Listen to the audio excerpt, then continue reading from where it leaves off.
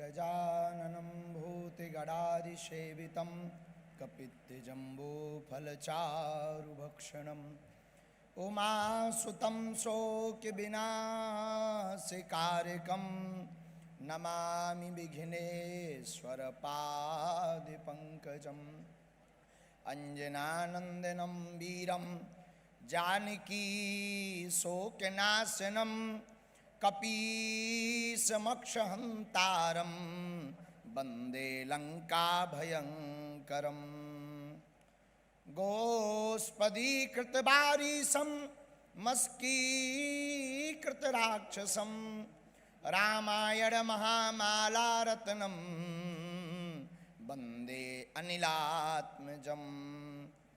तुलसी वृक्ष न जानिए गाय न जानिए ढोर, मात पिता मुनि महात्मा मनुष्य न जानिए, यह सब हैं नंद किशोर।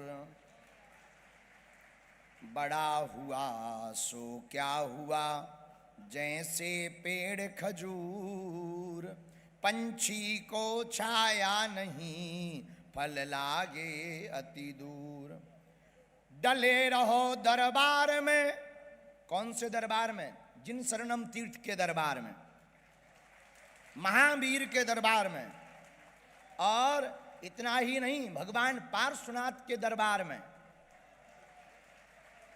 और भगवान श्री इन मुनियों के दरबार में, जिनके दरबार में आने से खाली झोली भर जाती है।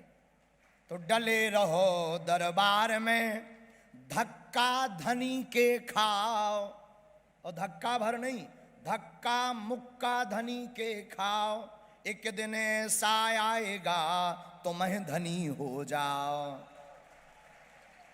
अच्छा, लेकिन धनी कौन सा? आप सोचोगे जो है पैसा वाले धनी नहीं। हमारी मीराबाई कहती, पायो जी मैंने राम रतन धन पायो, पायो जी मैंने। ऐसी मीराबाई के पावन चरणों को प्रणाम करते हुए, भगवान श्री सीताराम जी के चरणों को प्रणाम करते हुए, अपने आराध्य आचार्य चरण पूज्य श्री गुरुदेव के चरणों को प्रणाम करते हुए, अनंत बलवंत परम संत श्री हनुमान जी महाराज के चरणों को प्रणाम करते हुए, महाराष्ट्र की पावन धरती आज गदगद है। गदगद इसलिए है कि महाराष्ट्र की धरती पर एक नया इतिहास लिखा गया, गढ़ा गया है, जहां जिन शरणम पावन तीर्थ की आज महामहोत्सव की झलकियां गगन भी देख रहे, दिगंबर भी देख रहे, श्वेतांबर भी देख रहे, पीतांबर भी देख रहे, नीलांबर भी देख रहे, और हमारे जैसे रक्तांबर भी देख रहे हैं।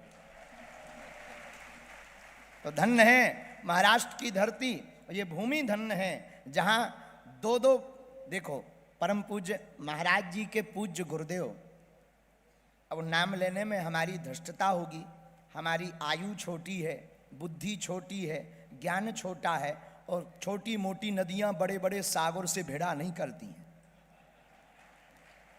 तो पूज्य महाराज जी के गुरु जी जो हमारे ही बुंदेलखंड के हैं, और महाराज जी से मिलवे के बाद हमें ऐसा लगो कि अब हम अपने ही घरे आ गए।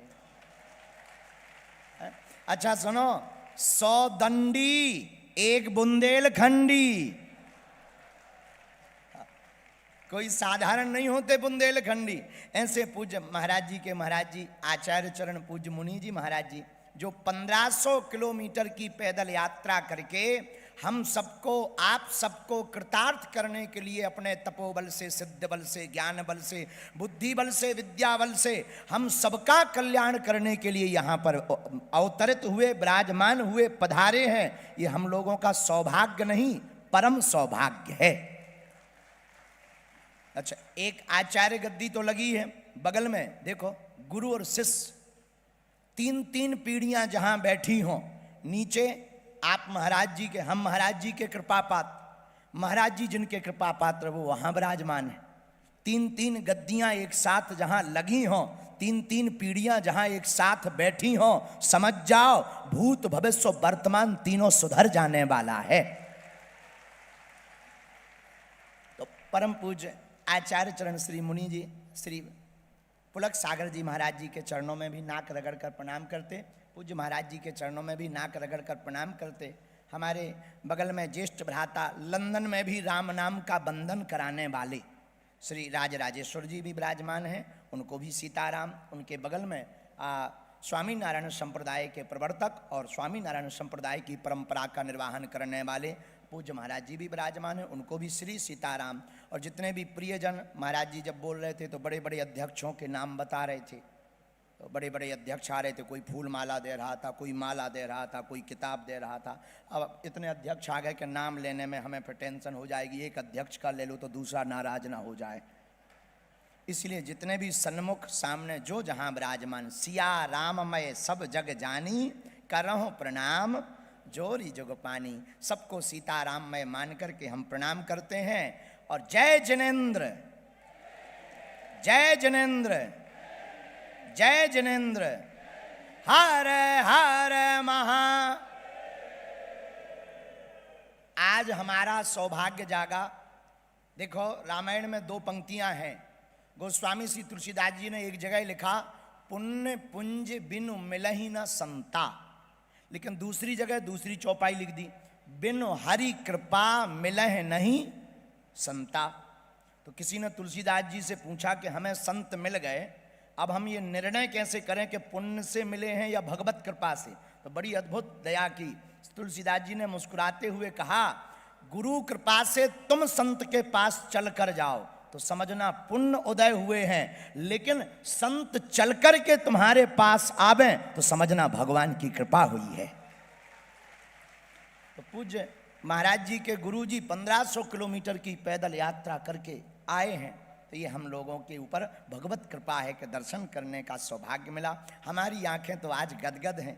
अब सागर के सामने ये नदी बोले क्या, जिनके नाम के पीछे ही सागर लगा हो, जो ज्ञान में भी सागर हो, बुद्धि में भी सागर हो।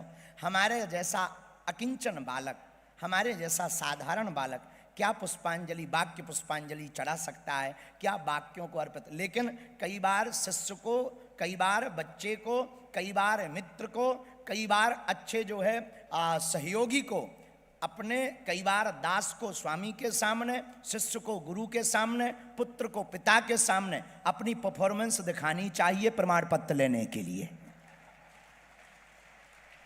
हाँ, ये हमारा सौभाग्य है कि हमको जिन शरणम पंच कल्याण महामहोत्सव में आने का हनुमान जी की कृपा से और पूज्य महाराज जी की आज्ञा थी, आज्ञा को हम कैसे टाल सकते हैं। ऐसा दुराग्रह तो हमारे अंदर हो ही नहीं सकता।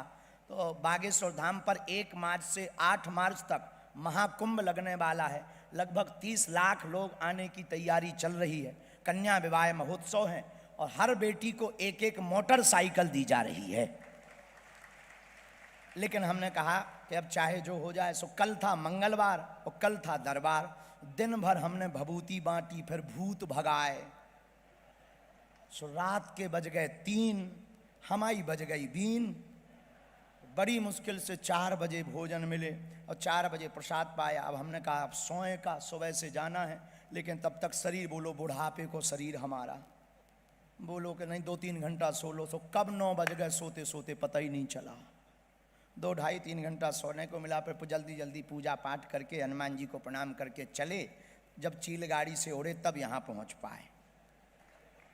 लेकिन आज महाराष्ट्र में सनातनीय संस्कृति का वह परचम लहरा गया, जहां पर जैन का अर्थ, मेरे पागलों, मेरे प्रियजनों, आप स्मरण रखना, जैन का अर्थ सीधा स्पष्ट है। जिसने अपनी इंद्रियों को जीत लिया वही जैन है।